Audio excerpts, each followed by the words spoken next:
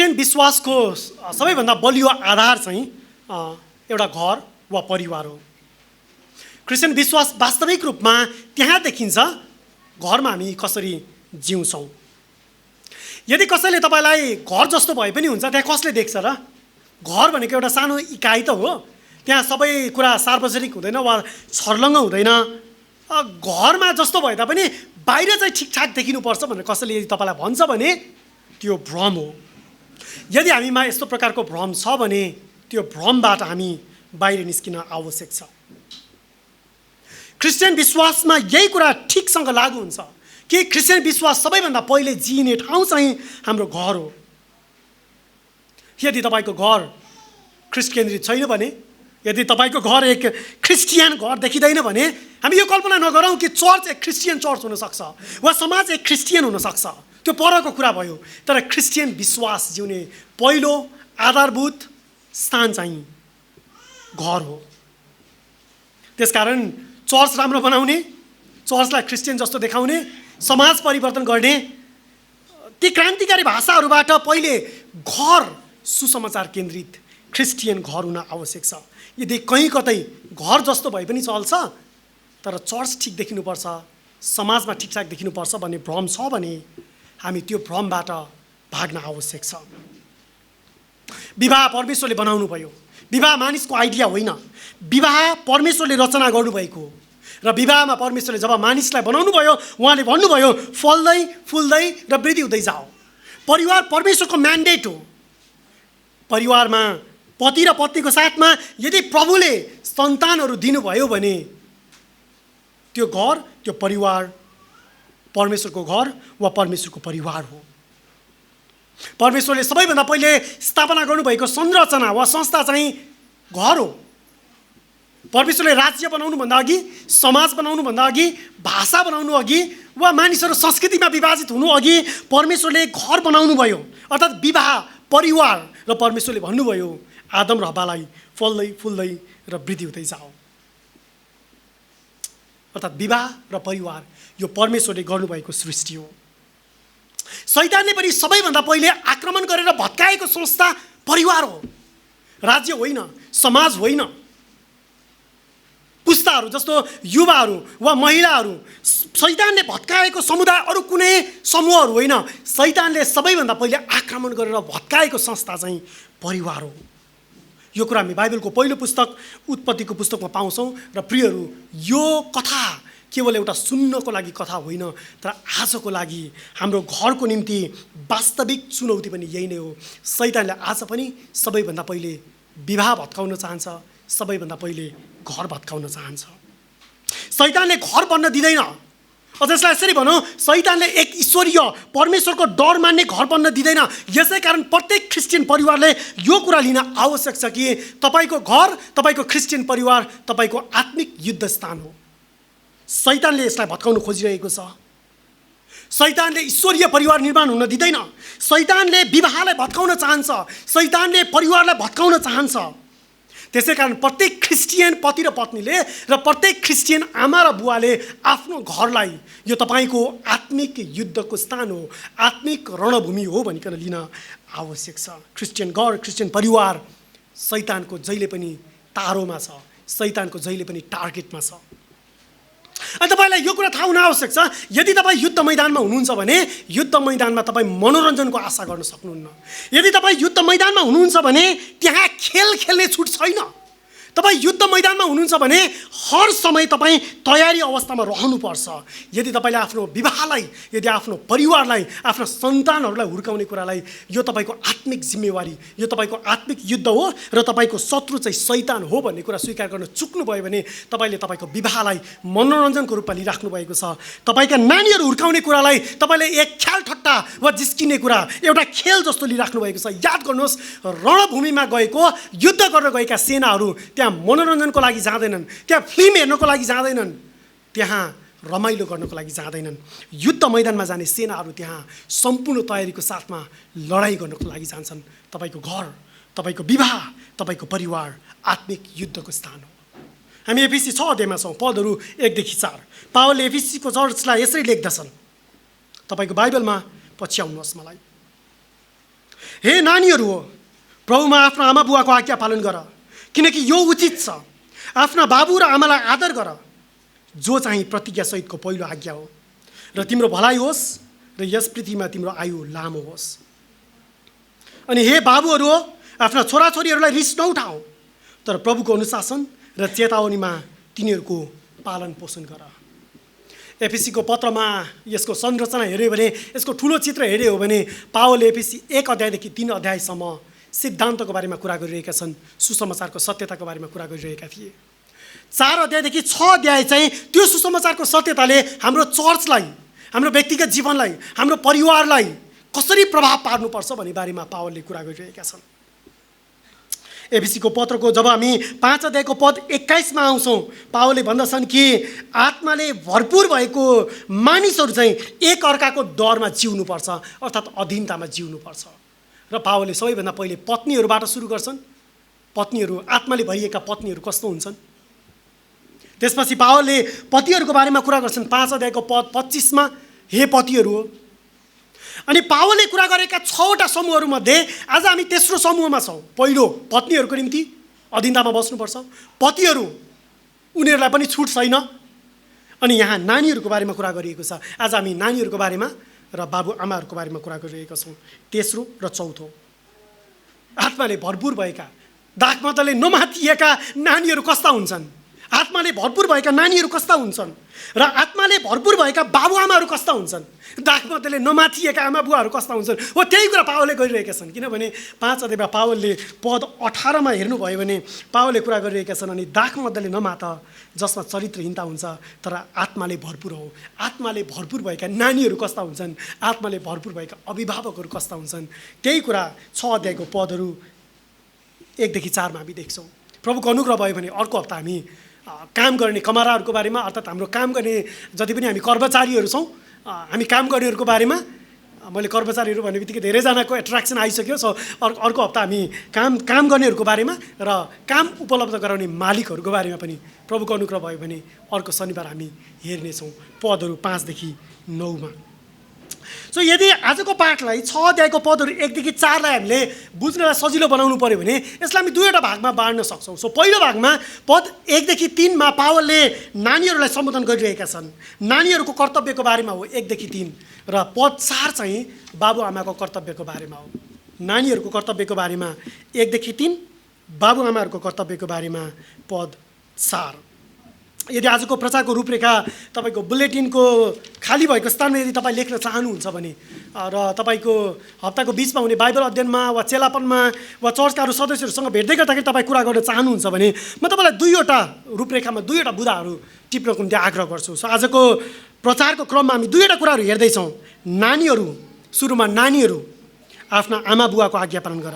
नानीहरू आमा बुवाको आज्ञा पालन गर, पदहरू 1 देखि 3। चिल्ड्रेन ओबे योर प्यारेन्ट्स, चिल्ड्रेन ओबे योर प्यारेन्ट्स, पदहरू 1 देखि 3 वर्सेस 1 to 3। र त्यसै गरिकन दोस्रो कुरा चाहिँ बाबुआमाहरू प्रभुको अनुशासन र चेतावनीमा पालन पोषण गर। Parents discipline and instruct in the Lord. Parents discipline and instruct in the Lord. बाबुआमाहरू प्रभुको अनुशासन र चेतावनीमा पालन पोषण गर, पद 4 वर्स 4। यही 2वटा कुराहरू हामी हेर्नेछौँ। सो हामी सुरु गरौँ पद 1 बाट। नानीहरू आफ्ना आमा बुवाको आज्ञा पालन गर। पहिलो कुरा चाहिँ नानीहरू आफ्नो आमा बुवाको आज्ञा पालन गर।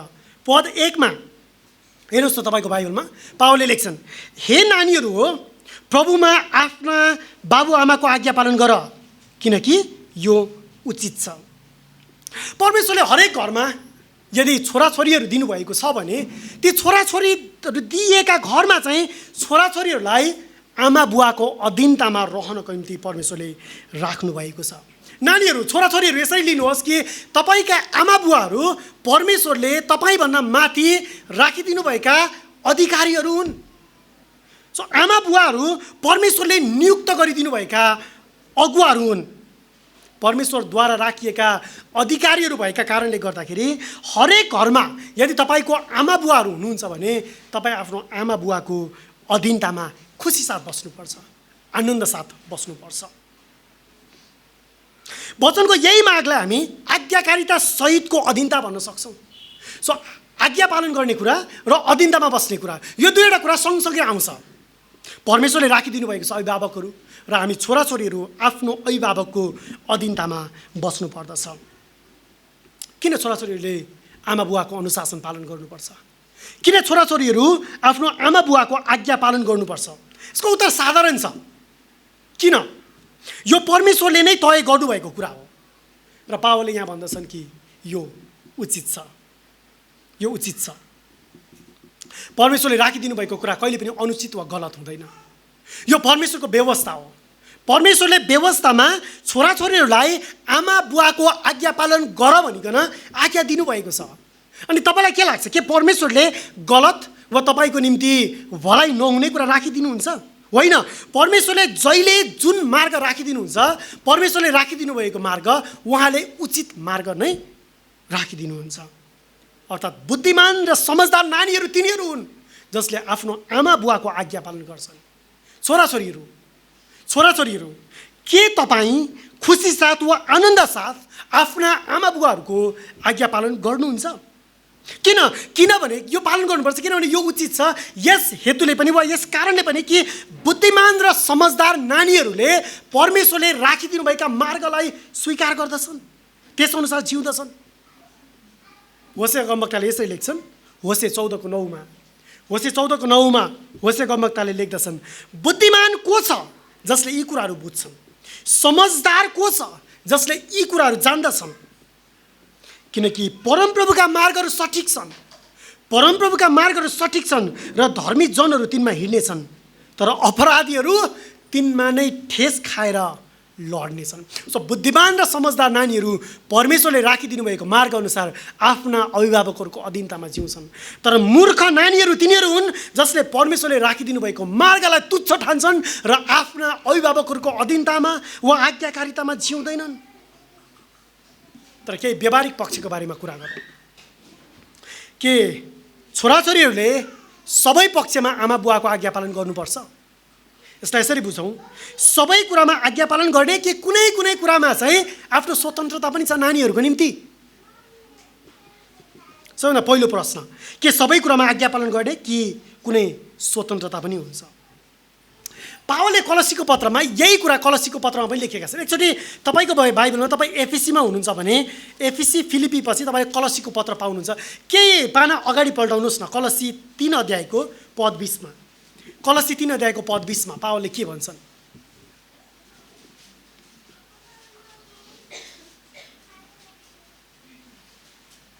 कलसी 3 अध्यायको पद 20मा पावलले भन्छन्, हे नानीहरू हो, सबै कुराहरूमा आफ्ना बाबुआमाको आज्ञा पालन गर, किनकि यसले प्रभुलाई साह्रै खुसी पार्दछ। पावलले त्यही कुरा गरिरहेका छन् नानीहरूलाई। र पावलले अझ भन्छन् कलसीमा स्पष्टसँग, सबै कुरामा आफ्ना आमा बाबुको आज्ञा पालन गर, किनभने आफ्नो आमा बुवाको आज्ञा पालनले प्रभुलाई साह्रै खुसी पार्दछ। आमा बुवाको आज्ञा पालन गर भनिरहँदाखेरि पावलले यहाँ बाबुआमाले छोराछोरीलाई यदि पापमा सहभागी गराउँछन् भने के हुन्छ? बाबुआमाको निर्णय छोराछोरीहरूको लागि छोराछोरीलाई पापमा लैजाने खालको छ भने त्यो बेलामा के हुन्छ? अर्को प्रश्न, यदि बाबुआमाहरू आफै यदि परमेश्वरको अधीनतामा जिउँदैनन् भने वा बुवाआमाहरू आफै प्रभुको डरमा जिउँदैनन् र ती प्रभुको डरमा नजिउने अभिभावकहरूले प्रभुको डरमा जिउनको निम्ति बाधा दिन्छन् भने त्यो बेलामा के गर्ने? कलसीमा यो लेखाइमा पावलले कलसीको पत्रमा पावलले लेखेको यो लेखाइलाई अझ हामीले विचार गर्ने हो भने सबै कुरामा बुवा आमाको आज्ञा पालन गर्नुपर्छ भन्नुपर्दाखेरि के छोराछोरीहरूले कुनै कुरा इन्कार गर्न सक्छन् वा कुनै कुराको विरुद्धमा विद्रोह गर्न सक्छन् कि सक्दैनन्? हो, यदि बुवा आमाहरू प्रभुको डरमा जिउँदैनन् भने पनि छोराछोरीहरूलाई आमा बुवाको अधीनतामा नजिउनको निम्ति छुट छैन। तर यदि प्रभुको डरमा नजिउने बुवा आमाले यदि छोराछोरीहरूलाई पापमा डोर्याउँछन् भने वा प्रभुको डरमा जिउनको निम्ति बुवा आमा आफै बाधा हुन्छन् भने त्यो बेलामा छोराछोरीहरूले बुवा आमाको विरोध गर्न सक्छन्, किनभने बाइबलले पाप गर्नको निम्ति छुट दिँदैन वा प्रभुको आज्ञा प्रभुको इच्छाको विरुद्धमा जिउनको निम्ति अनुमति दिँदैन। किनभने बुवा आमाहरू पनि प्रभुको अधीनतामा छन्। सो बुवा आमाभन्दा माथि को हुनुहुन्छ? प्रभु हुनुहुन्छ।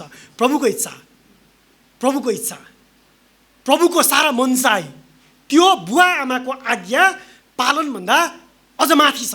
यसकारण यदि बुवा आमाले पाप गर्नको निम्ति अगुवाई गर्छन् भने वा बुवा आमाहरूले छोराछोरीहरूलाई अनुचित तरिकाले प्रभुको चेला हुनको निम्ति बाधा दिन्छन् भने त्यो बेलामा बुवा आमाको विरोध गर्नुपर्छ। तर त्यो कुरामा मात्र, बाँकी अरू कुरामा फेरि बुवा आमाको अधीनतामा जिउँदिन भन्ने छुट छैन। केवल त्यो कुरामा, जुन कुरामा बुवा आमाले पाप गर्नको निम्ति वा प्रभुको चेला भएर जिउनको निम्ति बाधा दिन्छन् हो, केवल त्यो कुरामा मात्र विरोध गर्ने। तर अरू बाँकी सबै कुरामा फेरि आफ्नो आमा बुवाको अधीनतामा वा आज्ञाकारितामा नै छोराछोरीहरू जिउनुपर्छ। दोस्रो, कहिलेसम्म, कुन उमेरको हुँदासम्म बुवा आमाको कुरा मान्ने? के सधैँभरि म बुवा आमाको अधीनतामा जिउनुपर्छ? बिहे गर्यो, छोराछोरी भइसक्यो, के कुनै उमेरको सीमा छ त्यहाँ? व्यवस्थाको पुस्तकमा पढ्दाखेरि हामी पाउँदछौँ कि व्यवस्थाको पुस्तकमा परमेश्वरले आज्ञा दिनुभएको छ कि परमप्रभुको व्यवस्था तिमीहरूले आफ्ना छोराछोरीहरूलाई, आफ्ना नाति नातिनाहरूलाई र आफ्ना पनाति पनातिनाहरूलाई पनि सिकाउनु। प्रभुको डरमा, प्रभुको अनुशासनमा नानीहरूलाई हुर्काउने कुरा नाति नातिनाहरूमा, पनाति पनातिनाहरूमा पनि लागु हुन्छ। यसले के देखाउँदछ भन्दाखेरि प्रभुको डरमा, उहाँको अनुशासनमा वा प्रभुको व्यवस्थामा हुर्काउने कुराको निम्ति त्यहाँ कुनै पुस्ता वा उमेरको छेकबार वा सीमा हुँदैन। अभिभावकहरूलाई कहिले पनि छुट छैन त्यो कुरामा। हजुरबा हजुरआमा हुनुभयो भने पनि आफ्ना नाति नातिनाहरूलाई प्रभुको डरमा र भयमा हुर्काउनको निम्ति निरन्तर परिश्रम गर्नुपर्छ। सम्भवतः आज्ञाकारितामा जिउने कुरा पनि यही हुन्छ। जीवनभर यो चलिरहन्छ। हजुरबा हजुरआमाहरूले पनि नाति नातिनाहरूलाई प्रभुको डरमा र अनुशासनमा हुर्काउनुपर्छ। तर यसको केही व्यावहारिक पक्षलाई याद गर्न आवश्यक छ। के व्यावहारिक पक्षहरू? पहिलो, जब तपाईँ आर्थिक रूपमा अभिभावकहरूको आश्रयमा हुनुहुन्न, त्यो भन्नुको अर्थ चाहिँ जब तपाईँ आफै कमाउन सुरु गर्नुहुन्छ र आफ्नो खर्च, आफ्नो आर्थिक अवस्था आफै धान्न सक्नुहुन्छ, त्यो बेलामा सम्भवतः सम्पूर्ण रूपमा तपाईँ आमा बुवाको अधीनतामा वा आज्ञाकारितामा हुनुहुन्न भन्ने कुरा जनाउन सक्दछ। त्यो भनेको आर्थिक स्वतन्त्रताले तपाईँलाई केही हदसम्म स्वतन्त्रता त निश्चय नै प्रदान गर्छ। तर जब तपाईँ आफ्नो पढाइको निम्ति, आफ्नो जीविका उपार्जनको निम्ति, आफ्ना जीवनका अरू महत्त्वपूर्ण निर्णयहरूको निम्ति अभिभावकको अधीनतामा वा एउटै छानामुनि बस्नुहुन्छ, त्यो बेलामा तपाईँ आमा बुवाको अधीनतामा हुनुहुन्छ। तपाईँ आमा बुवासँगै खानुहुन्छ, आमा बुवासँग एउटै छानामुनि बस्नुहुन्छ। त्यो भनेको तपाईँ औपचारिक रूपमा छुट्टिनु भएको छैन भन्नु खोजेको, वा तपाईँ आर्थिक रूपमा आफ्नो खुट्टामा उभिनु भएको छैन। तपाईँको पढाइको लागि, उपचारको लागि वा तपाईँको जीवनको अरू सबै निर्णयहरूको लागि यदि अभिभावकहरूको निर्णयमा, अभिभावकहरूको अधीनतामा तपाईँ हुनुहुन्छ भने तपाईँहरू आफ्ना आमा बुवाको अधीनतामा नै जिउनुपर्छ।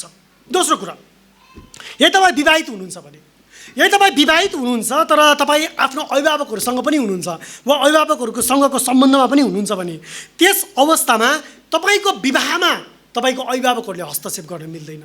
सो त्यो पति र पत्नी, बाइबलले भन्दछ कि विवाहले एउटा परिवारको निर्माण गर्छ। त्यहाँ एउटा युनियन हुन्छ, त्यहाँ एउटा एकता हुन्छ, त्यसले एउटा नयाँ परिवारको सुरुवात गर्दछ। सो जब विवाह गर्नुहुन्छ त्यो बेलामा अभिभावकप्रतिको आदर गर्नु नै पर्छ। अभिभावकप्रति पुरा गर्नुपर्ने कर्तव्य तपाईँले त्योबाट वञ्चित हुन सक्नुहुन्न। तर तपाईँको विवाहमा, तपाईँको परिवारको, तपाईँको विवाहको आन्तरिक निर्णयमा तपाईँको अभिभावकहरूले हस्तक्षेप गर्न सक्नुहुन्न। सो विवाहित स्त्रीहरू, यदि विवाहित पत्नीहरू, विवाहित बहिनीहरू, यदि तपाईँको माइतीतर्फ तपाईँले कुरा पुर्याउनुहुन्छ वा तपाईँको माइतीको कुरा तपाईँको परिवारभित्र आउन दिनुहुन्छ भने बाइबल यो होइन। विवाहित पुरुषहरू तपाईँको पत्नीलाई अगुवाई गर्ने कुरामा, तपाईँको पत्नीको हेरचाह गर्ने कुरामा वा तपाईँको परिवारको आवश्यकता पुरा गर्ने कुरामा यदि तपाईँका अभिभावकहरूले तपाईँलाई हस्तक्षेप गर्नुपर्छ भने एक बाइबलीय पुरुषको निम्ति यो उचित होइन। बाइबलले त्यो अनुमति दिँदैन। सो विवाहित पुरुष र स्त्रीमा आफ्नो विवाहको निम्ति आफ्ना निर्णयहरू आफै गर्नुपर्छ। तर यसको अर्थ अभिभावकलाई आदर नगर्नु भनेको होइन, अभिभावकहरूको आज्ञाकारितामा नजिउनु भनेको होइन। त्यसले कतिसम्म, कुन कुरामा अभिभावकको कुरा सुन्ने वा कुन कुरामा आफ्नो निर्णय गर्ने परिवारभित्र, सो तपाईँले त्यो सीमा बुझ्नुपर्छ। यहाँ पद एकमा नानीहरू प्रभुमा आफ्नो आमा बुवाको आज्ञा पालन गर किनकि यो उचित छ भनेर पावलले भनिरहँदाखेरि यो चाहिँ क्रियाकलाप हो। के गर्नुपर्छ? के गर्नुपर्छ, यसलाई तपाईँले एक्सन भन्न सक्नुहुन्छ, क्रिया, एक्सन, के गर्नुपर्छ भन्ने बारेमा हो। जब तपाईँ पद 2 र 3 मा हेर्नुहुन्छ, पद 2 र 3 मा त्यो चाहिँ मनोवृत्ति वा भावना हो। त्यो मनोभावना तपाईँले कसरी त्यो गर्नुपर्छ, के गर्नुपर्छ, त्यो क्रियाकलाप भयो, क्रिया, एक्सन। तर तपाईँले कसरी गर्नुपर्छ त्यो तपाईँको एटिट्युड भयो, तपाईँको व्यवहार, तपाईँले कुन मनोवृत्ति वा कुन मनोभावले त्यो गर्नुपर्छ। एकचोटि पद 2 र 3 हेर्नुहोस् न। पद 2 र 3, आफ्ना बाबु र आमालाई आदर गर, जो चाहिँ प्रतिज्ञासहितको पहिलो आज्ञा हो। पद 3, र तिम्रो भलाइ होस्, यस पृथ्वीमा तिम्रो आयु लामो होस्। त्यो कुन मनसायले त्यो क्रिया आमा बुवाको आज्ञा पालन र अधीनतामा जिउनुपर्छ।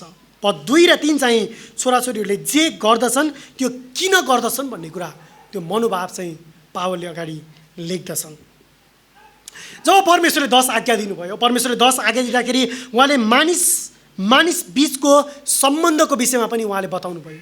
10 आज्ञा केवल परमेश्वर र मानिसको सम्बन्धको बारेमा मात्र होइन, 10 आज्ञा मानिस र मानिस बीचको सम्बन्धको बारेमा पनि हो। र मानिस र मानिस बीचको सम्बन्धको निम्ति सबैभन्दा पहिलो आज्ञा यही नै हो। मानिस बीचको अन्तर सम्बन्धको निम्ति पहिलो आज्ञा परमेश्वरले यही दिनुभयो, आफ्ना बाबु र आफ्नी आमालाई आदर गर।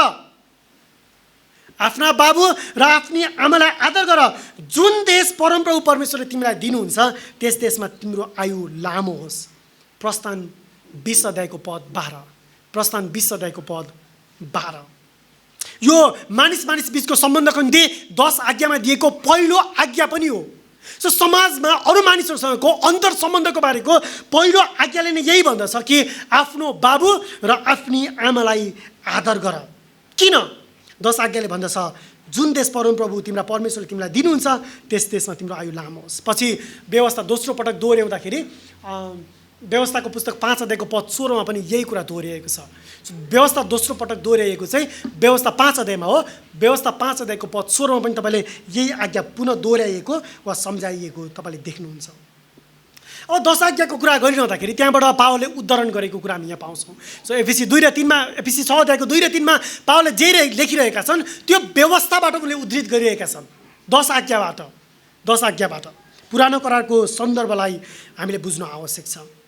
पुराना करारका मानिसहरू जसलाई व्यवस्था दिएको थियो ती मानिसहरू परमेश्वरका करारका मानिसहरू थिए। करार भनेको एउटा सम्बन्ध, दुईवटा पक्ष बीच भएको एउटा शर्त, अग्रिमेन्ट, होइन, समझदारी।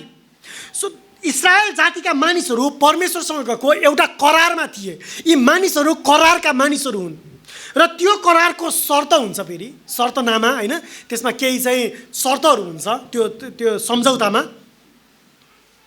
त्यो हामी यहाँ देख्दछौँ कि करारका मानिसहरूका परिवारमा जन्मेका छोराछोरीहरू आफ्ना आमा बुवाको अधीनतामा र आज्ञाकारितामा जिउनुपर्छ।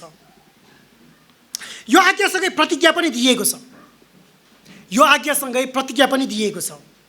यस आज्ञासँगै गरिएको प्रतिज्ञाले प्राथमिक रूपमा करारमा भएका मानिसहरूको आयु त्यस देशमा, अर्थात् करार गरिएको देशमा लामो हुनेछ भनेर भनिएको छ। यो परमेश्वरले आफ्नो प्रबन्धमा राखिदिनु भएको एउटा देश छ। परमेश्वरको प्रबन्धमा बोलाउनु भएका एउटा मानिस जाति छन् र यहाँ दिएको जाति, यहाँ राखिएको प्रबन्ध एउटा राष्ट्रको निम्ति छ, इस्रायल राष्ट्रको निम्ति। त्यो हुबहु आजको निम्ति हामीसँग त्यसरी नै लागू हुँदैन, किनभने हामी यहुदी जातिका मानिसहरू होइनौँ। हामीलाई 10 आज्ञा दिएको वा हामीसँग प्रस्थान 19-20 अध्यायमा त्यो करार गरिएको होइन। यो यहुदी जातिहरूको निम्ति हो। उद्धारको इतिहासमा एउटा यसको विशिष्ट स्थान छ। यसले आउनु नै ख्रिस्टतर्फ आउनाइरहेको छ। हामी क्रिस्चियनहरू उद्धारको महान एउटा योजनामा ख्रिस्टद्वारा बचाएका मानिसहरू, तर यो उद्धारको योजनामा परमेश्वरले एउटा विशेष करार एउटा जातिसँग गर्नुभएको थियो र त्यो जातिलाई एउटा देश दिनेछु भनेर परमेश्वरले भन्नुभएको छ। यो अलग गरिएका जाति, पवित्र जाति, बोलाइएका जाति, संसारका अरू आम सबै जातिहरूभन्दा भिन्न तुल्याएका जातिहरूको बारेमा हो। उनीहरूको एउटा भूगोल छ, एउटा जमिन छ, एउटा देश छ। यी मानिसहरू एउटा देशमा बस्दछन्। यो राष्ट्र अन्य जातिहरूको बिचमा एउटा उदाहरण हुनुपर्ने थियो। सबै अरू अन्य जातिहरू जसले मूर्ति पूजा गर्छन्, जो परमेश्वरको डर मान्दैनन्, ती जातिहरूको बिचमा परमेश्वरको एउटा माग छ यो जातिसँग कि तिमीहरूको बिचमा चाहिँ कुनै पनि प्रकारको खराबी नहोस्। तिमीहरू बोलाइएका जातिहरू हो, पवित्र जातिहरू हो, तिमीहरू मेरा मानिसहरू हो। सो तिमीहरू मेरा मानिसहरू भएको कारणले गर्दाखेरि तिमीहरू कसरी जिउनुपर्छ हो। यही कुरा 10 आज्ञाले यी मानिसहरूलाई सम्झना दिलाउँदछ। अलग गरिएका जाति, पवित्र जाति, परमेश्वरका करारका मानिसहरू अन्य जातिका मानिसहरूभन्दा कसरी भिन्न हुने। यसैले यो प्रतिज्ञासहितको आज्ञाको परमेश्वरको प्रबन्धले बताउँदछ कि करारका मानिसहरूले आफ्ना आमा बुवाको आदर गर्नुपर्छ, आफ्नो आमा बुवाको अधीनतामा जिउनुपर्छ। तपाईँलाई थाहा छ कि नयाँ करारमा एक स्थानीय चर्चमा पास्टर हुनको निम्ति, एल्डर हुनको निम्ति वा चर्चमा प्रचार गर्नको निम्ति त्यो योग्यताको निम्ति आफ्नो घर परिवार ठिकसँग मिलाउन सक्ने, आफ्ना छोराछोरीहरूलाई अधीनतामा गर्न सक्ने हुनुपर्छ भन्छ नयाँ करारले। किनभने यसले परमेश्वरको डर मान्ने मानिसहरूको एउटा पहिचान स्थापित गर्दछ। सो शिक्षकहरू, पास्टरहरू, प्रचारकहरू आफ्नो घरलाई ठिकसँग मिलाउन सक्ने, आफ्ना छोराछोरीहरूलाई अधीनतामा हुर्काउने मानिसहरू हुनुपर्छ। सो नयाँ करारमा फेरि पुरानो करारमा त यो एउटा देशको लागि यो छुट रहेछ भन्ने छैन। सो नयाँ करारमा आउँदै गर्दाखेरि पनि यही आज्ञा पावलले यहाँ एफिसी 6 अध्यायमा पनि एउटा परिवारको निम्ति कुरा गरिरहेका छन्। परमेश्वरले जिम्मा दिनुभएको जिम्मेवार मानिसहरू, परमेश्वरको अधिकार मुनि जिउने मानिसहरू परमेश्वरको आज्ञा र प्रतिज्ञाको अधीनमा जिउँदछन्। यो परमेश्वरको प्रबन्ध हो, परमेश्वरको प्रावधान हो। अभिभावकहरू परमेश्वरले राखिदिनु भएको उहाँका प्रतिनिधिमूलक अधिकारहरू हुन्। यसै कारण छोराछोरीहरू आफ्ना आमा बुवाको अधिकारमा, अधीनतामा जिउनुपर्छ। 10 आज्ञामा परिवारभित्रको सम्बन्धको विषयमा बताएको एक मात्र आज्ञा यही नै हो। फेरि परिवारभित्रको सम्बन्धको विषयमा बताएको, सो अन्तर सम्बन्धको बारेमा बताएको पहिलो आज्ञा यही हो। यो पछि अरू मानिसहरूसँग कसरी जिउने भन्ने बारेमा थप अरू आज्ञाहरूले बताउँदछ 10 आज्ञामा। तर परिवारभित्रको निम्ति, छोराछोरी र आमा बुवाको निम्ति चाहिँ यही एक मात्र आज्ञा दिएको छ कि आफ्ना बाबु र आफ्नी आमालाई आदर गर। यो आज्ञा परिवारलाई एउटा सूत्रमा बाँध्ने, परिवारलाई एउटा करारमा जिउनको निम्ति दिएको आज्ञा हो। दुई पदमा हेर्नुभयो भने यहाँ आफ्ना बाबु र आमालाई आदर गर भनिएको छ। यो आज्ञा चाहिँ परमेश्वरले प्रतिज्ञा सहित दिनुभएको छ। सो यो आज्ञा आफ्ना बाबु र आफ्नै आमालाई आदर गर, यो प्रतिज्ञामा हामी पाउँदछौँ कि जुन देश परमप्रभुले तिमीलाई दिनुहुनेछ त्यहाँ तिमीहरूको आयु लामो हुनेछ। पावलले यसलाई नै प्रतिज्ञा सहितको आज्ञा हो भनेर भनेका छन्। प्रतिज्ञा सहितको आज्ञा हो। पद एफिसी 6 को पद 2 मा बाबु र आमालाई आदर गर, जो चाहिँ प्रतिज्ञा सहितको पहिलो आज्ञा हो। पुरानो करारमा यदि छोरीहरू चाहिँ बुवा आमाको विद्रोह गरी निस्किए भने त्यसको परिणाम के हुन्थ्यो? छोराछोरीहरूले पुरानो करारमा आफ्नो बुवा आमाको आदर गरेन भने तिनीहरूलाई ढुङ्गाले हानेर मार्नु भन्ने आज्ञा दिएको थियो।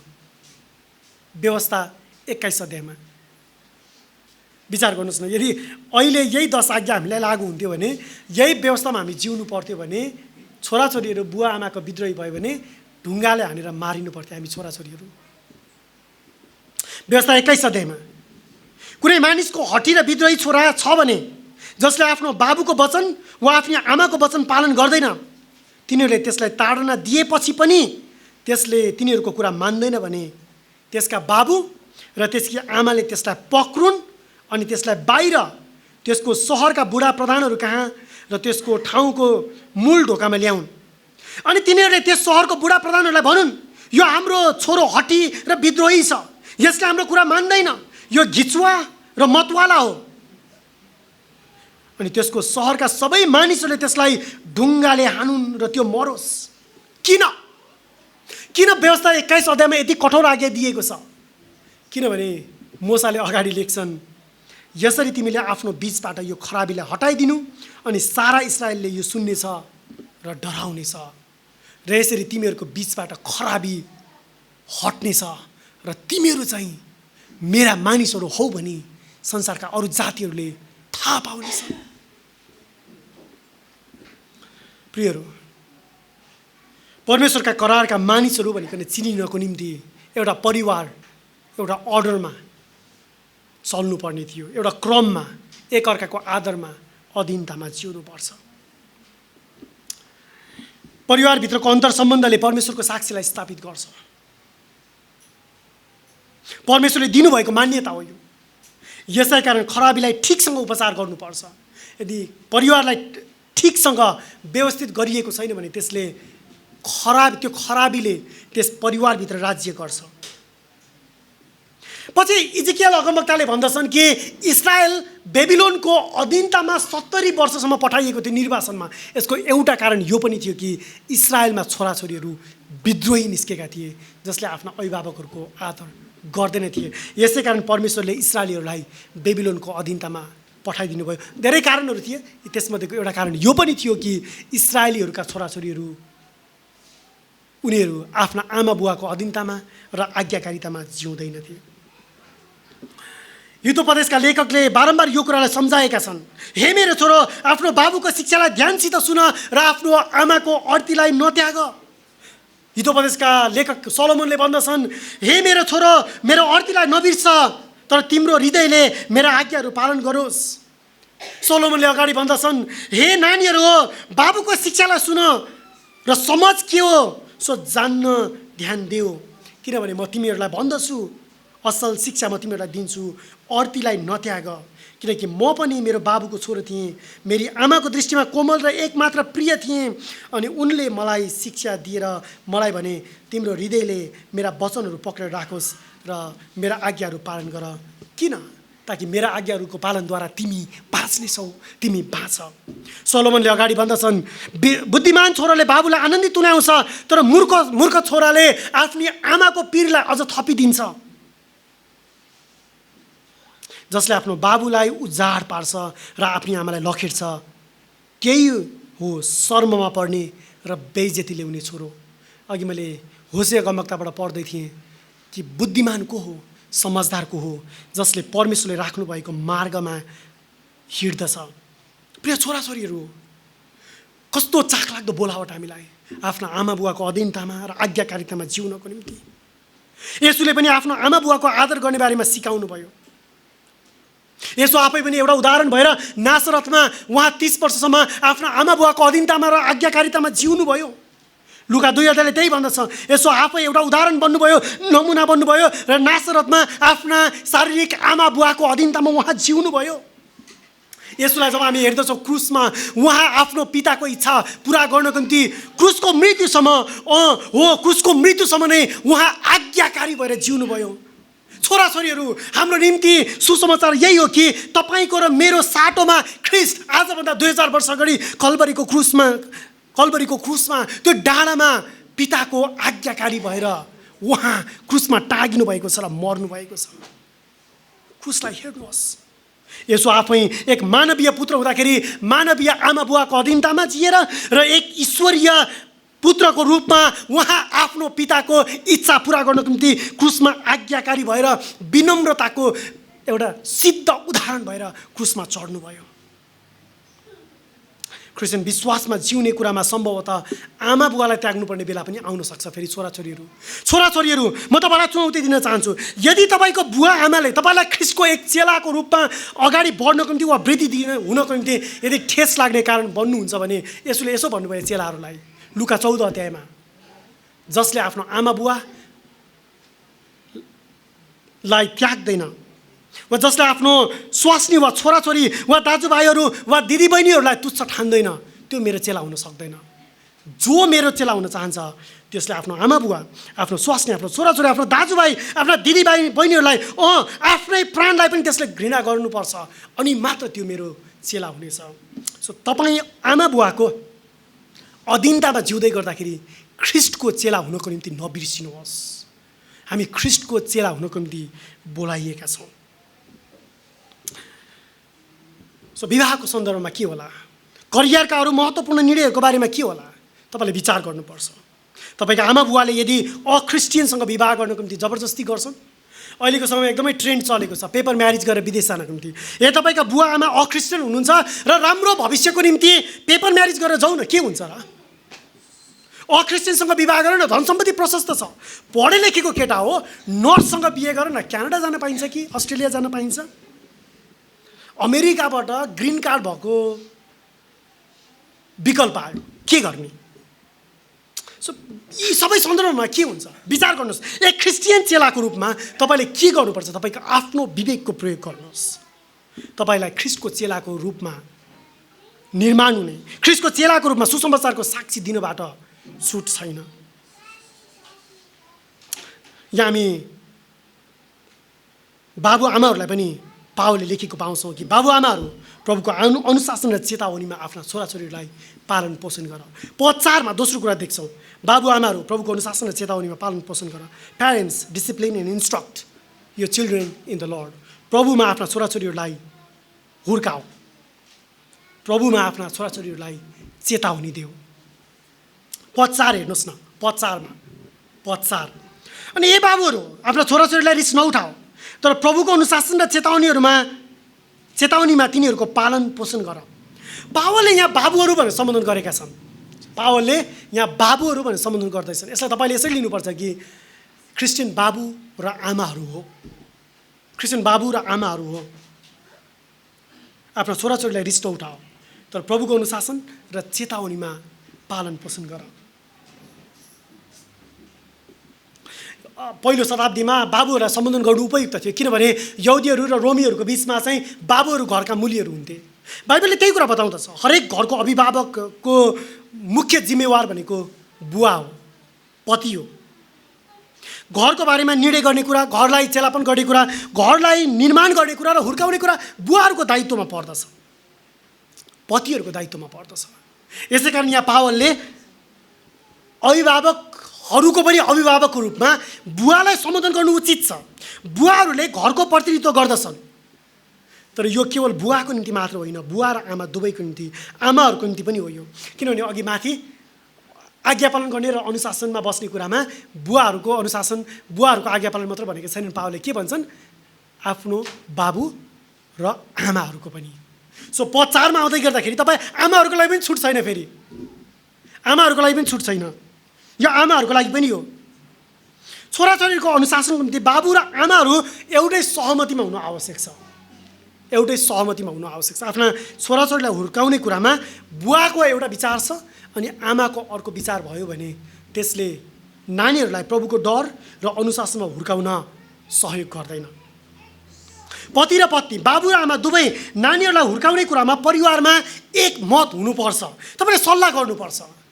आफ्ना छोराछोरीलाई अलग राखेर दुईजना मात्र बसेर कसरी हामीले आफ्ना नानीहरूलाई हुर्काउने वा अनुशासन गर्ने। यदि दुईजनामा एउटै विचार भएन भने त्यसले नानीहरूलाई दुविधामा पार्छ। आमाले एउटा कुरा भनिरहेछ, बुवाले अर्को कुरा भनिरहेछ। आमाको अगाडि एउटा चरित्र जिउनु पर्नेछ, बुवाको अगाडि अर्को चरित्र जिउनु पर्छ। फेरि यसले नानीहरूलाई हुर्काउनको निम्ति सहयोग गर्दैन, यसले नानीहरूलाई पाखण्डी बनाउँछ, नानीहरूलाई हठी बनाउँछ, नानीहरूलाई झुटमा जिउन सिकाउँछ। बुवाले एक तरिकाले हुर्काउँछन् र आमाले अर्को तरिकाले हुर्काउँछन् भने नानीहरूलाई यसले पापमा जिउनको निम्ति प्रोत्साहित गर्छ। बुवा र आमाहरू आफ्ना नानीहरूलाई पापको निम्ति प्रोत्साहित नगर्नुहोस्। त्यो अभिभावकत्व फलदायी हुँदैन। त्यो अभिभावकत्वको जिम्मेवारीले तपाईँका छोराछोरीहरूलाई उद्धारकर्तातर्फ डोर्याउँदैन, उनीहरूलाई मुक्तिको खाँचोतर्फ अगुवाई गर्दैन। खेलको नियम सम्झिनुहोस् न। मानिलिउँ अब लोकप्रिय अरू थुप्रै खेलहरूको उदाहरण लिन सकिन्छ, तर मानौ तपाईँलाई यदि फुटबल खेल थाहा छ भने र भलिबल खेल थाहा छ भने, मानव बुवाले चाहिँ फुटबल खेलको तरिकाले नानीलाई हुर्काउन चाहन्छन्, फुटबल खेलको नियम चाहिँ लागू गर्न चाहन्छन् भनेको फुटबलमा खुट्टाले हानेर गोल गर्नुपर्छ। अमेरिकन फुटबलको बारेमा चाहिँ होइन, अमेरिकन फुटबल अलिक फरक छ, त्यहाँ हातले हाने पनि हुन्छ। नेपाली होइन, ब्रिटिस फुटबलको कुरा गरिरहेको छु म यहाँ। सो तर भलिबलमा चाहिँ तपाईँले सर्ट हान्नको निम्ति हातको प्रयोग गर्नुपर्छ। फेरि बुझ्दै हुनुहुन्छ? यदि भलिबल खेलको नियमलाई लिएर गएर तपाईँले फुटबललाई हातले समातेर हान्नुभयो भने फल हुन्छ, त्यो रेफ्रीले कार्ड दिन्छ, तपाईँ कारबाहीमा पर्नुहुन्छ। भलिबलमा चाहिँ फेरि तपाईँले म हातको प्रयोग गर्दिनँ भनेर खालि टाउको र खुट्टाले खेल्न थाल्नुभयो भने तपाईँको टिमले जित्दैन। फेरि याद गर्नुहोस्, बुवा र आमा तपाईँले आफ्ना नानीहरूलाई दुई भिन्न तरिकाले हुर्काउने कोसिस गर्नुभयो भने यसले तपाईँका नानीहरूलाई बिगार्छ, भत्काउँछ, विद्रोही बनाउँछ, पापमा डोर्याउँछ, तर निर्माण गर्दैन। आफ्ना छोराछोरीहरूलाई रिस नउठाउनु भनेर पावलले यहाँ लेखिरहेका छन्। पद 4 तपाईँले हेर्नुभयो भने आफ्ना छोराछोरीहरूलाई रिस नउठाऊ। पहिलो शताब्दीका बुवाहरू पनि आजका हाम्रो शताब्दीका बुवा आमा जस्तै रहेछन् क्या। बाउ भएपछि पुरुषत्व प्रयोग गर्नुपर्ने बाउ हो नि, मान्दैनस्, भनेको सुन्दैनस्, आम यो ड्याड, म तेरो बाउ हो, बाउको कुरा नमान्ने। सो पहिलो शताब्दीका बाउहरू पनि त्यस्तै रहेछन्। रोमी र यहुदी समुदायमा बाबुहरूले छोराछोरीहरूलाई बलजप्ती, डर देखाएर, त्रासको साथमा अनुचित अधिकार जमाएर तिनीहरूले आफ्ना छोराछोरीलाई अनुशासन गर्ने प्रयास गर्दा रहेछन्। सो बाबुआमालाई अनुचित तरिकाले बलजप्ती, बल प्रयोग गरेर अनुशासन गर्ने वा हुर्काउने छुट छैन। त्यो समाजका बाउहरू र आजका समाजका बाउहरूमा केही पनि भिन्नता छैन। तपाईँ अलरेडी बुवा भइसक्नु भएको छ भने त्यो दम्भ, त्यो घमण्ड सम्झिनुहोस् एकचोटि, कसरी आउँछ त्यो। समाजमा छोराछोरीहरूको इच्छा वा खुसीलाई त्यतिखेर खासै महत्त्व दिइँदैन थियो। हामीले पहिले पनि हेऱ्यौँ कि पति र पत्नीको बारेमा कुरा गर्दाखेरि पनि स्त्रीहरूलाई पनि त्यो छुट थिएन वा स्वतन्त्रता थिएन वा एकदमै कम स्वतन्त्रता थियो त्यो समाजमा, र छोराछोरीहरूलाई पनि त्यस्तै। पुरुषहरूले, पतिहरूले, बुवाहरूले डर देखाएर, धम्की देखाएर आफ्नो पुरुषत्वको हक जमाएर उनीहरूले आफ्ना छोराछोरीलाई अगुवाई गर्न खोज्थे। तर पावलले भन्छन् कि यो बाइबलीय होइन। परमेश्वरको डर मान्ने बाबुहरूलाई वा आमाहरूलाई त्यो छुट छैन। यहाँ प्रेरित पावलले बाबुहरूलाई चेतावनी सहित सिकाउँदछन् कि बाबुहरूले आफ्ना छोराछोरीलाई अनुचित माग राख्नु हुँदैन वा बलजफ्तीपूर्ण अधिकार गर्नु हुँदैन। यसो गर्नाले छोराछोरीलाई रिस उठाउँछ, निराश बनाउँछ, उनीहरूमा क्रोधको विकास गर्दछ र छोराछोरीहरू उल्टै विद्रोही बन्दछन्। बाबुआमाको डरले छोराछोरीलाई प्रभुको डरमा हुर्काउनुपर्छ। बाबुआमाको डरले छोराछोरीलाई परमेश्वरको डरबाट अलग गर्नु हुँदैन। बुवाआमाको डरले, म भन्दैछु फेरि पनि, सो बुवाआमाहरूले जसरी अगुवाई गर्छन्, बुवाआमालेको डरले छोराछोरीलाई प्रभुको डरतर्फ औल्याउनु पर्दछ। यदि बुवाआमाले अनुचित डर, अनुचित अधिकार र बल जप्तीसँग अगुवाई गर्न खोज्यो भने छोराछोरीहरूलाई बुवाआमाको डरबाट मात्र अलग गर्ने होइन, तर ती छोराछोरीलाई परमेश्वरको डरबाट पनि अलग गर्दछ, छोराछोरीलाई विद्रोही बनाउँदछ। पावलले भन्दछन् रिस उठाउनुको साटो प्रभुको अनुशासन र चेतावनीमा तिनीहरूको पालन पोषण गर्नुपर्छ। यसले फेरि अनुशासन नगर्नलाई छुट दिँदैन। कतिजना बाबुआमाहरू यस्ता हुन्छन् फेरि छोराछोरीहरूलाई अत्यन्तै बढी माया गर्छन्, पुलपुल्याउँछन्। सो माया गर्नु र पुलपुल्याउनुको बिचमा भिन्नता छ। माया गर्नुमा अनुशासन पनि पर्दछ। यो तपाईँले माया गर्नुहुन्छ भने तपाईँले छडी लगाउनुहुन्छ, माया गर्नुहुन्छ भने तपाईँले स्टिकको प्रयोग गर्नुहुन्छ, उचित तरिकाले, तर फेरि अनुचित तरिकाले होइन। आफ्नो रिस पोख्नलाई होइन, बदला लिनलाई होइन, आफ्नो रिसको शिकार बनाउनको निम्ति आफ्ना छोराछोरीहरूलाई छडी लगाउन छुट छैन। तर तपाईँ माया गर्नुहुन्छ भने तपाईँले निश्चय नै अनुशासन गर्नुहुन्छ। हितोपदेश 13:24 जसले आफ्नो छडी चलाउँदैन उसले आफ्नो छोरोलाई घृणा गरिरहेको छ, तर जसले छोरालाई प्रेम गर्छ उसले होसियारी साथ ताडना गर्छ। सो ताडना गर्छ मात्र होइन, होसियारी साथ ताडना गर्छ। हिब्रू 12 अध्यायमा, अहिले म त्यो प्रसङ्गमा जान चाहदिनँ, हिब्रू 12 अध्यायमा हिब्रूका लेखकले अनुशासनको बारेमा कुरा गर्दछन् र पावलले भन्दछन् कि यदि आधिकारिक बाबुतर्फको छोरो हो भने त्यो बाबुले आफ्नो छोरालाई ताडना दिन्छ, अनुशासन गर्छ, छडी लगाउँछ। यदि त्यो छोरो बाबुको आधिकारिक छोरो होइन भने छोडिदिन्छ। बिग्रियोस् कि सुध्रियोस् के मतलब? परमेश्वरको डर मानुस् कि नमानुस् के मतलब? प्रेम गर्ने बाबुले आफ्नो छोरालाई ताडना दिन्छ, छडी लगाउँछ। बाबुले त्यो छोरालाई अनुशासन गर्छ, उसको आधिकारिक सन्तान हो भने। तपाईँको आधिकारिक छोरा हो भने जसलाई प्रेम गर्नुहुन्छ, आधिकारिक छोरी हो भने जसलाई तपाईँले प्रेम गर्नुहुन्छ, अभिभावकहरू आफ्ना छोराछोरीहरूलाई अनुशासनमा र प्रभुको डरमा हुर्काउनुहोस्। त्यो बाबुले पाप गरिरहेको हुन्छ वा त्यो आमाले पाप गरिरहेको हुन्छ जब त्यो बाबु वा आमाले उचित तरिकाले आफ्नो छोरा र छोरीलाई अनुशासन गर्न चुकिरहेको हुन्छ। यो तपाईँ प्रेम गर्नुहुन्छ भने उचित तरिकाले तपाईँले अनुशासन पनि गर्नुपर्छ। छोराछोरीहरूले बाबुआमालाई आदर गर्नुपर्छ। ख्रिस्टियन अभिभावकहरूको अनुशासनको आधार भनेको परमेश्वरको वचन हुनुपर्छ। अभिभावकहरूलाई रिसमा, बदला लिएर, आवेगमा नानीहरूलाई अनुशासन गर्नको निम्ति छुट छैन। त्यो प्रतिउत्पादक हुन्छ, त्यसले असल परिणाम ल्याउँदैन, तर त्यसले अझ खराबी उत्पन्न गराउँछ, चोट दिन्छ, त्यसले विद्रोही नानीहरू निर्माण गर्छ। अझ मुख्य कुरा हामीले हाम्रो नानीहरूलाई यसरी हुर्काउनुपर्छ कि यी नानीहरूको प्रभु हामी आफै होइनौँ, यी नानीहरूको र मेरो पनि प्रभु अरू कोही हुनुहुन्छ। यी नानीहरू प्रभुले मेरो परिवारमा दिनुभएको जिम्मेवारीहरू हुन् र त्यसलाई असल भण्डारे भएर मैले प्रभुको डरमा र अनुशासनमा हुर्काउनुपर्छ।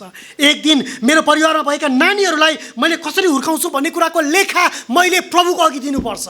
सो हामी अभिभावकहरूले नानीहरूलाई हुर्काउने मनसाय चाहिँ थियो, तरिका चाहिँ थियो। यदि मेरा नानीहरू मेरा सम्पत्ति हुन्, मैले जे गर्न मन लाग्छ म त्यो गर्छु भन्न त्यो छुट छैन। एक चर्चमा त्यो छुट हुँदैन। तपाईँले एक चर्चमा तपाईँको नानीहरूको अनुशासनको बारेमा यदि कसैले किन तपाईँले प्रभुको डरमा र अनुशासनमा हुर्काइराख्नु भएको छैन भनेर सोध्यो भने मेरा नानीहरू हुन्, मेरो परिवार हो, मेरो खुसी भन्न पाउनुहुन्न। यो कसैलाई पनि छुट छैन, मलाई पनि छुट छैन, तपाईँलाई पनि छुट छैन। हाम्रा नानीहरूलाई अनुशासनमा हुर्काउने कुरा यो प्रभुको वचनको आज्ञा हो, प्रभुको वचनको आज्ञा। एउटा सुसमाचार कसरी जिइन्छ त्यो घरले प्रदर्शन गर्दछ। हामी अभिभावकहरू परमेश्वरका कर्मचारीहरू हौँ, भण्डारीहरू हौँ। एक दिन प्रभुको अघि हामीले हाम्रा नानीहरूलाई हुर्काएको सम्बन्धमा कसरी हामीले हुर्कायौँ त्यसको लेखा दिनुपर्छ, जवाबदेहिता दिनुपर्छ। परमेश्वरले हामीलाई निश्चित समय दिनुभएको छ, हाम्रा नानीहरू निश्चित समयसम्म मात्र हामीसँग हुन्छन्। कि त प्रभुले हामीलाई हाम्रा नानीहरूभन्दा अघि उठाउनुहुन्छ, कि त हाम्रा नानीहरू हामीभन्दा अघि उठ्नेछन्। हामी प्रभुको अघि जान्छौँ, न्याय आसनको अघि खडा हुन्छौँ। हामीले नानीहरूलाई कसरी हुर्काउँछौँ त्यसको लेखा एक दिन दिनुपर्छ। क्रिस्चियन अभिभावकहरूलाई न त नानीहरूलाई अनुचित तरिकाले हुर्काउने छुट छ, न त नानीहरूलाई हुर्काउनको निम्ति वचनमा जस्तो जिम्मेवारी दिएको छ त्यो जिम्मेवारीबाट विमुख बन्नलाई नै छुट छ। अभिभावकहरू, तपाईँको अभिभावकत्वको जिम्मेवारी प्रभुले तपाईँलाई दिनुभएको सेवा आत्मिक जिम्मेवारीको रूपमा लिनुहोस्। अभिभावकहरू, तपाईँका छोराछोरीलाई अनुचित तरिकाले हुर्काएको बारेमा एक दिन प्रभुको अघि लेखा दिनुपर्छ भन्ने कुरा मनमा राख्नुहोस्। हरेक क्रिस्चियन परिवारमा नानीहरू परमेश्वरले राखिदिनुभएका उचित प्रबन्धहरू हुन्। सबै नानीहरूले क्रिस्चियन परिवारमा हुर्किने मौका पाउँदैनन्। तपाईँ क्रिस्चियन अभिभावकहरूलाई म यो चुनौती दिन चाहन्छु, तपाईँका परिवारमा भएका नानीहरूलाई जसरी तपाईँसँग एउटा विकल्प छ आफ्ना नानीहरूलाई ख्रिस्टतर्फ डोर्याउने, संसारमा यस्ता कयौँ नानीहरू छन् जसलाई त्यो मौका छैन। उनीहरू अक्रिस्चियन अभिभावकहरूका परिवारमा हुर्किरहेका छन्। तपाईँका नानीहरूलाई सुसमाचारमा हुर्काउने मौका किन व्यर्थै खेर फाल्नुहुन्छ?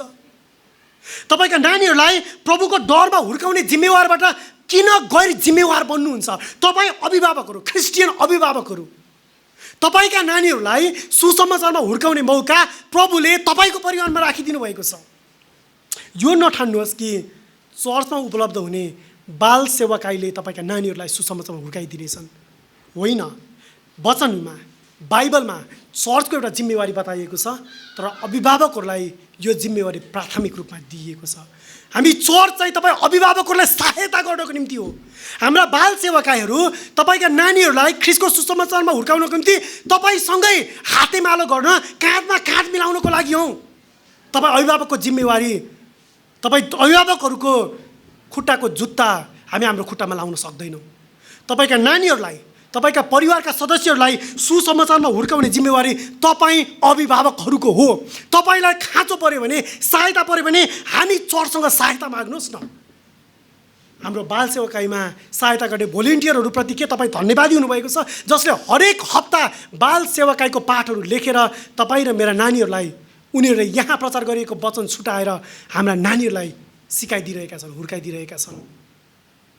यी बाल सेवकाईमा भोलिन्टियर गर्ने स्वयंसेवक, शिक्षक र शिक्षिकाहरूप्रति धन्यवादी हुनुहोस्, प्रार्थना गरिदिनुहोस्। उनीहरूलाई तपाईँले कसरी सहायता गर्न सक्नुहुन्छ त्यो सहायता तपाईँले खोजी गर्नुहोस्। तपाईँका नानीहरूलाई कसरी उनीहरूले सहायता प्रदान गर्न सक्छन् ती मौकाहरूको बारेमा उनीहरूसँग बसेर कुरा गर्नुहोस्। यो तपाईँको जिम्मेवारी हो प्राथमिक रूपमा। चर्च अघि परिवारमा अभिभावकहरूको जिम्मेवारी हो। यो प्रियहरू, उचित र बाइबलीय अनुशासनले मात्र नानीहरूलाई परमेश्वरको डरमा हुर्काउँछ। नानीहरूलाई बाइबलीय सुसमाचारमा, पवित्रतामा, प्रभुको डर र शिक्षामा हुर्काउने प्राथमिक जिम्मेवारी प्रभुले तपाईँ परिवारलाई दिनुभएको छ, अभिभावकहरूलाई दिनुभएको छ, बुवा र आमालाई दिनुभएको छ। अनि चर्च चाहिँ तपाईँ आमा बुवालाई सहायता गर्नको निम्ति हो। हामी तपाईँहरूको जिम्मेवारीलाई विस्थापित गर्न सक्दैनौँ, तपाईँहरूको स्थान हामी लिन सक्दैनौँ। हामी तपाईँलाई सहायता गर्न चाहन्छौँ। शक्तिशाली बप्तिस्ट चर्चका सदस्यहरूले हामीले एकअर्कासँग करार पनि गरेका छौँ। एकैछिनपछि यो प्रभुको टेबलको अघि जाँदै गर्दाखेरि हामी यो हाम्रो करारलाई फेरि नवीकरण गर्नेछौँ। त्यसअघि म एउटा हाम्रो करार के छ म त्यो सम्झना दिलाउन चाहन्छु तपाईँलाई। हामीले हाम्रो करारको बुँदा नम्बर 4 मा यसरी करार गर्दछौँ, शुद्ध र प्रेमिलो जीवनशैलीको उदाहरण दिई आफ्ना छोराछोरीहरूलाई प्रभुको अनुशासन र शिक्षामा हुर्काउन साथै परिवारका बाँकी सदस्य र आफन्तहरूको उद्धार खोज्ने प्रतिज्ञा गर्दछौँ। आफ्ना छोराछोरीहरूलाई प्रभुको अनुशासन र शिक्षामा हुर्काउन हामीले एकअर्कासँग करार गरेका छौँ। यसै कारण केही क्षण अघि मैले तपाईँलाई भन्दै थिएँ, तपाईँका नानीहरूलाई यदि तपाईँले अनुशासनमा र प्रभुको डरमा हुर्काउनु भएन भने यो चर्चले तपाईँलाई औँला उठाएर सोध्न सक्छ, तपाईँले आफ्ना नानीहरूलाई किन प्रभुको शिक्षामा हुर्काइराख्नु भएको छैन वा डोराइराख्नु भएको छैन। यो हाम्रो करार हो। यस चर्चका सदस्यहरूको निम्ति चाहिँ तपाईँको अभिभावकत्व, तपाईँका नानीहरू केवल तपाईँका सम्पत्ति मात्र होइनन्, यो चर्चको जिम्मेवारी वा दायित्व पनि हो। हामीले एकअर्कासँग करार गरेका छौँ, हामीले प्रभुको अनुशासनमा र शिक्षामा हाम्रा नानीहरूलाई हुर्काउनै पर्छ। यो हाम्रो एकअर्कासँगको करार हो। म आफै पनि अभिभावक भएको कारणले, म आफै पनि एउटा बुवा भएको कारणले गर्दाखेरि एउटा बुवाको, एउटा पिताको सङ्घर्ष र चुनौतीहरू म राम्ररी बुझ्छु। मलाई थाहा छ म कति छिटो सजिलै संसारिक ज्ञानहरूतर्फ जान चाहन्छु, कति सजिलै मेरा नानीहरूको बारेमा गुगलमा खोज्न चाहन्छु, म कति सजिलै मेरा नानीहरूलाई हुर्काउने बारेमा अरू टिप्सहरू लिनको निम्ति संसारिक पुस्तकहरू, पत्रपत्रिकाहरू वा संसारिक सल्लाहहरू लिन चाहन्छु। मलाई चर्चमा प्रचार गरिएको वचनभन्दा मलाई छिमेकमा अक्रिस्चियनले दिएको सल्लाह मेरा नानीहरूको बारेमा भरपर्दो लाग्छ। मलाई थाहा छ यो पापको बारेमा, मलाई थाहा छ यो कमजोरीको बारेमा, र मलाई लाग्छ तपाईँ अभिभावकहरू पनि योबाट धेरै टाढा हुनुहुन्न। याद गर्नुहोस्, हाम्रा नानीहरूलाई हुर्काउने बारेमा संसारिक ज्ञान, संसारिक टिप्स, संसारिक पत्रपत्रिका, संसारको सामाजिक सञ्जालमा आएको 1 मिनेटको रिल नानीहरूलाई हुर्काउने बारेमा दिएका मोटिभेसन वा शिक्षाहरूले तपाईँलाई परीक्षामा नपारोस्। मलाई थाहा छ हामीले खोज्नुपर्ने चाहिँ परमेश्वरको वचनको सत्यता हो। हामीले माग्नुपर्ने सहायता चाहिँ पवित्र आत्मा परमेश्वरको सहायता हो। मलाई यही कुराको खाँचो पर्छ मेरा नानीहरूलाई हुर्काउनको लागि। मलाई लाग्छ तपाईँ क्रिस्चियन अभिभावकहरूको निम्ति पनि चाहिने यही नै हो। तपाईँलाई पनि पवित्र आत्मा परमेश्वरको सहायताको खाँचो छ। हामीलाई हाम्रा नानीहरू हुर्काउनको निम्ति वचनको सत्यताको खाँचो छ। यसै कारण अन्त्य गर्दै गर्दाखेरि म अभिभावकहरूलाई यो सल्लाह दिन चाहन्छु। म यो सल्लाहको केवल सूची मात्र बताउँछु। यो सल्लाहहरू मसँग 5-6वटा जति सल्लाह छ। समयको कारणले गर्दाखेरि म सकेसम्म थोरै र छिटो यी सल्लाहहरू म तपाईँलाई दिन चाहन्छु अभिभावकहरूको निम्ति। तपाईँ अभिभावकहरूले ध्यान दिएर सुन्नुहोस् है। अब अभिभावकहरू, पहिलो कुरा, तपाईँका नानीहरू तपाईँका सम्पत्ति होइनन्, उनीहरू परमेश्वरका मानिसहरू हुन् भन्ने कुरा विचार गर्नुहोस्। तपाईँका नानीहरू तपाईँका सम्पत्ति होइनन्, तर तपाईँका नानीहरू परमेश्वरका मानिसहरू हुन्। दोस्रो कुरा, तपाईँको सफलता र असफलता वा तपाईँको पहिचान यस संसारमा तपाईँले अनुशासित राम्रा चरित्र भएका नानीहरू उत्पादन गर्नु होइन। तपाईँको सफलता, तपाईँको असफलता यस संसारमा अनुशासित राम्रा चरित्र भएका नानीहरू उत्पादन गर्नु होइन, तर तपाईँको अभिभावकत्व भनेको चाहिँ तपाईँले याद गर्नुपर्ने कुरा चाहिँ तेस्रो कुरा, अभिभावकको रूपमा तपाईँले सुसमाचारमा आफ्ना नानीहरूलाई हुर्काउनुपर्छ। सुसमाचारमा नानीहरूलाई हुर्काउनुपर्छ। सो तपाईँ नैतिक आचरणले भरपुर भएका नानीहरू उत्पादन गर्नेतिर भन्दा पनि आफू नैतिक रूपमा कति असफल छु तर उद्धारकर्ताको खाँचो छ भन्ने कुरा त्यो हेर्ने नानीहरू हुर्काउन जरुरी छ। चौथो, नानीहरूलाई संसारको समृद्धि र सफलताको लोभ नदेखाउनुहोस्। संसारको समृद्धि र सफलताको लोभ संसारले देखाइरहेको छ, तपाईँले देखाइराख्न आवश्यक नै छैन। तपाईँका नानीहरूलाई संसारको समृद्धि र सफलता हरेक क्षण यो संसारले सिकाइरहेको छ, पढाइरहेको छ, त्यसमा तालिम दिइरहेको छ, तर तपाईँ क्रिस्चियन अभिभावकको काम चाहिँ उद्धारकर्ता ख्रिस्ट यसुतर्फ औँल्याउनु। यसै कारण उद्धारमा हाम्रो स्थान के छ, ख्रिस्टमा हाम्रो स्थान के छ, त्यतातर्फ आफ्ना नानीहरूलाई औँल्याउनुहोस्। ख्रिस्टमा हामी को हौँ र ख्रिस्टमा हाम्रो स्थान के छ। सो संसारको समृद्धि र सफलता होइन, ख्रिस्टमा हाम्रो पहिचान र हाम्रो स्थान के हो, नानीहरूलाई त्यो कुरा सम्झना दिलाउनुहोस्। 5औं, नानीहरूलाई अनुशासन गर्न जहिले पनि वचनको सत्यतालाई लिनुहोस्। संसारको ज्ञान, समुदाय र समाजको परम्परागत अभ्यास होइन। हामीलाई त आमा बुवाले यसरी हुर्काए, हामी त यसरी नै हुर्किएका थियौँ भनेर ती बहाना नबनाउनुहोस्, तर वचनले कसरी आफ्ना नानीहरू हुर्काउनको निम्ति सिकाउँछ वचनमा खोजी गर्नुहोस्। र 6औं, जसरी तपाईँ तपाईँलाई ख्रीष्टको उद्धार, जसरी तपाईँलाई ख्रीष्टको क्षमादान, जसरी तपाईँलाई ख्रीष्टको अनुग्रह चाहिन्छ, यही कुरा मनन गर्नुहोस्। तपाईँका नानीहरूलाई पनि तपाईँको क्षमादान चाहिन्छ, तपाईँका नानीहरूलाई पनि तपाईँको अनुग्रह चाहिन्छ, तपाईँका नानीहरूलाई पनि तपाईँको प्रेम चाहिन्छ। यही कुरा याद गर्नुहोस्। यदि तपाईँलाई अनुग्रह चाहिन्छ भने तपाईँको अनुग्रह तपाईँका नानीहरूलाई चाहिन्छ। तपाईँको अनुग्रह खोजिकन तपाईँले ख्रीष्टलाई हेर्नुपर्छ भने तपाईँ अभिभावक भएको नाताले तपाईँका नानीहरूलाई यसरी अनुग्रही भएर हुर्काउनुहोस् कि तपाईँका नानीहरूले पनि अनुग्रहको खाँचो ख्रीष्ट येशूमा छ भनिकन उहाँलाई हेर्न सकुन्। यो सूची दर्जनौँ लामो हुनसक्छ, आधा दर्जन जति मात्रै मैले तपाईँलाई दिएको छु आज। यो सूची निकै लामो हुनसक्छ, तर मुख्य कुरा अभिभावक रूपमा तपाईँसँग भएको सुसमाचारको मौकालाई व्यर्थै खेर नफाल्नुहोस्। मेरा क्रिस्चियन अभिभावकहरू, तपाईँ क्रिस्चियन अभिभावकहरूको निम्ति एक जिम्मेवार अधिकारवालाले यसरी सोच्नुहोस् कि अधिकारवालाले आफ्नो जिम्मेवारी आफ्नो बल वा अनुचित तरिकाले प्रयोग गर्दैन, तर एक क्रिस्चियन अधिकारवालाले आफ्नो अधिकार होसियारीको साथमा उसले प्रयोग गर्दछ। यसकारण अभिभावकको अधिकारलाई बलजफ्ती प्रयोग नगर्नुहोस्। बुवा आमाहरू, आफ्ना नानीहरूलाई सुसमाचारको सेवामा हुर्काउनको निम्ति परिश्रम गर्नुहोस्। क्रिस्चियन विश्वासमा जिउने अभिभावकहरूले परमेश्वरप्रति भरोसामा जिउँछन्। क्रिस्चियन अभिभावकहरू परमेश्वरप्रतिको भरोसामा जिउँछन् र तपाईँको भरोसाले यस्तो देखाउँदछ कि तपाईँका नानीहरूलाई पनि परमेश्वरमा भरोसा राख्न सिकाओस्। यदि तपाईँ एक क्रिस्चियन दाबी गर्नुहुन्छ तर परमेश्वरप्रतिको भरोसामा जिउनुहुन्न र नानीहरूलाई यस संसारको सफलता र समृद्धितर्फ औल्याउनुहुन्छ भने तपाईँका नानीहरूले परमेश्वरमा भरोसा राख्नु होइन, संसारकै भौतिक थोकरमा भरोसा राख्न सिक्नेछन्। यसरी तपाईँले आफ्ना नानीहरूलाई उद्धारकर्तातर्फ औल्याउनु हुने छैन, तर तपाईँका नानीहरूलाई मूर्ति पूजकहरू बनाउनु हुनेछ। जन्मदै उनीहरू कुनै न कुनै कुराको मूर्ति पूजा गर्ने मूर्ति पूजकको रूपमा उनीहरू जन्मिएका छन्। तपाईँका नानीहरूलाई संसारका थोकहरूको पूजा गर्नु होइन, तर एकमात्र साँचो बाइबलको परमेश्वरको आराधना गर्नतर्फ हुर्काउनुहोस्। यसकारण होसियारी हौँ हामी, हाम्रा नानीहरूलाई हुर्काउने कुरामा परमेश्वरको वचनमा भरोसा राखौँ। प्रभुको टेबलमा जानु अघि आउनुहोस् हामी प्रार्थना गरौँ।